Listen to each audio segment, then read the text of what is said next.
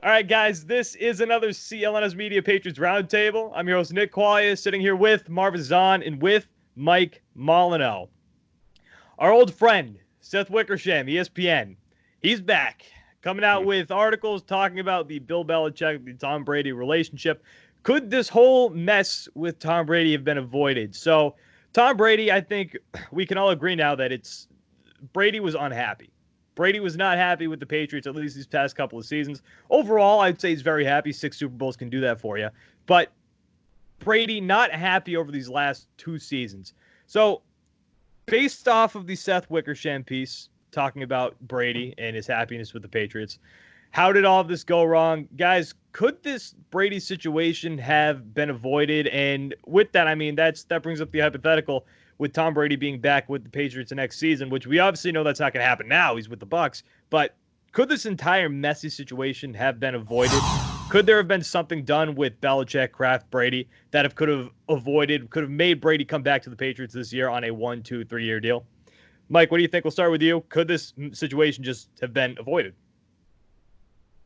It's tough to really say if it can be avoided because I personally feel like in the way it's perceived is that, like, especially, hearing reports that since 2007 and, Belichick wanted to keep Garoppolo around and ship Brady out, it makes it seem as if, like, it was kind of a lot of tiptoeing and, behind the back conversations going around. Like possibly Belichick wasn't upfront with Brady about wanting what the future to look like.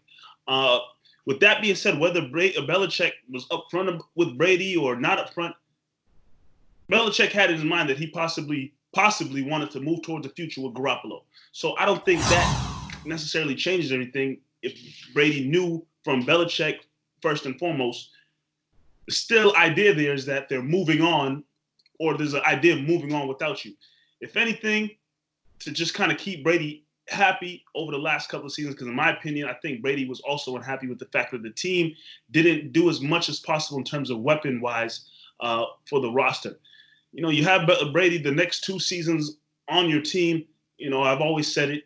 The best way to keep a player like Brady happy is give him the weapons that he's probably looking for on the team. So I think that's maybe the best way to probably put the Band-Aid on the situation. But in terms of avoiding it altogether, I think once it was common knowledge and known knowledge that Belichick was looking to go in a different direction, the wound was already open right there. So it was just a matter of what can they possibly do with the time they had left. And we saw how it all unfolded this offseason. Right, and this thing was building up, guys. This thing's been building up for a couple of seasons. And like in my opinion, I think that this ended, and I think Brady had a good idea. He might not have known, but he had a good idea that this was his last year in New England when he almost left Patriots training camp last year until the Patriots gave him a reworked contract, till the Patriots took out that franchise tag option for this upcoming season in the deal. I think it was right there where Tom Brady knew that probably knew that he was going to be out of New England in the following season. All right, Marv, what do you think? Could this situation have been avoided? You got to remember, guys, this is a 20-year relationship. It's a stale marriage. I've never been in a 20-year relationship. And when you're in a long relationship, it's hard to just pinpoint at one thing. Like you just said, Nick, things just build up. It builds up over time. It's been a long time coming. Then even something minuscule starts to get blown up in your mind because everything just builds up. We all know that working with Bill Belichick is not easy. He's been with Brady for 20 years. That's a long time. And then Mike brought up the Garoppolo situation. I think that was it. That was the final nail right there with San Francisco calling for Garoppolo and Bill Belichick like, yeah, Garoppolo's cool, but what about this guy Tom Brady we got over here? Once Brady heard about that, I think it was all said and done. He knew what he was going to do. He started doing the LeBron James contracts where he was just doing 1 year over here until he was ready to finally be out. And there was really nothing you can do about that. No one is going to blame Bill Belichick for trying to move on to the future after 16, 17 years with your quarterback. I mean, every GM would try to do that. So it was going to happen. 20 years is a long time. All you can do is just celebrate the 20 years that you had with the team and then move on from there. Yeah, and it's not like 20 years, like you said, it's a long time. Imagine being 20 years with Bill Belichick. Yeah. That's not a guy who sometimes is happy-go-lucky. It's Bill Belichick, just the king of doom, the king of gloom.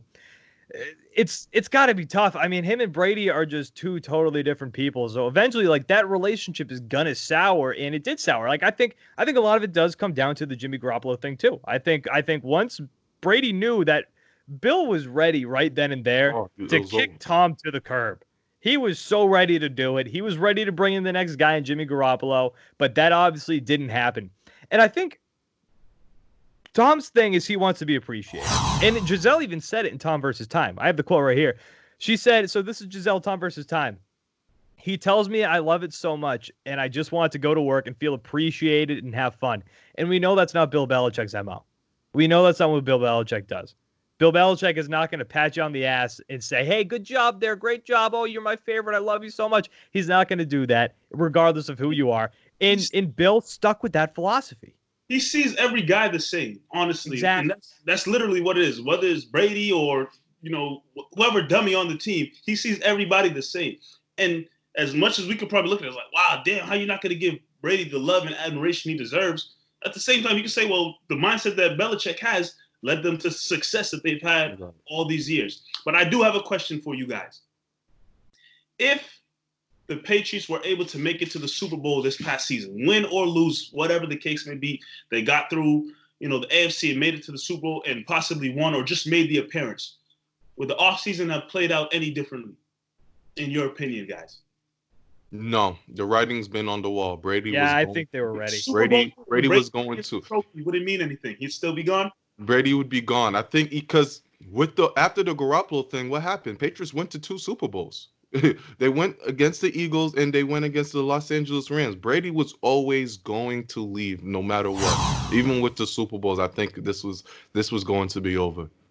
Yeah, in I mean, you look back at things like Deflategate, like that's something right there where it kind of showed, or at least to Brady, it showed that the Patriots weren't fully there for Tom, which Tom obviously wants. Right. Again, go back to that Giselle quote. He just wanted to feel appreciated. He wanted to have fun, which have fun.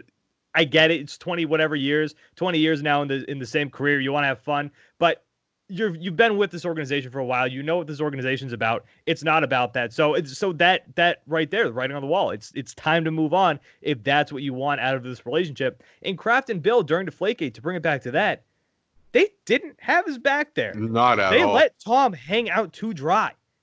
And that was, I guarantee you, a big pivotal factor in this relationship souring the way that it did. At first, they were trying to have his back, but then once the league put pressure on the team and organization, they couldn't do anything. Their hands were tied. They were like, all right, you know what? Fine. Maybe he did it. We don't know. We're not the quarterback. They pretty much say, hey, ask the quarterback. We have nothing to do with this. And it's things like that. And like Marv, go back to what you said. It's just little things there and here and there, and then eventually everything blows up. I guarantee that was a big thing. And then Belichick just Belichick proved that he did not trust in Tom, and his philosophy is long-term plans. He proved over these past couple seasons with these contracts that he did not trust Tom Brady for the next 2-3 seasons, and Tom obviously wanted that trust. This was ready to go. It was going to happen regardless of what happened. I mean, Mike, go back to the Super Bowl, like you said. If they made it to the Super Bowl, if they win the Super Bowl, if Brady wins MVP, if they hug it out, they have some big quote after the game, whatever, I think it was done regardless. Yeah. And trust me, Brady would have wanted it to be that way. Win a Super Bowl and then leave. His last throw with New England is a pick 6. Yeah, it's not good. Yikes.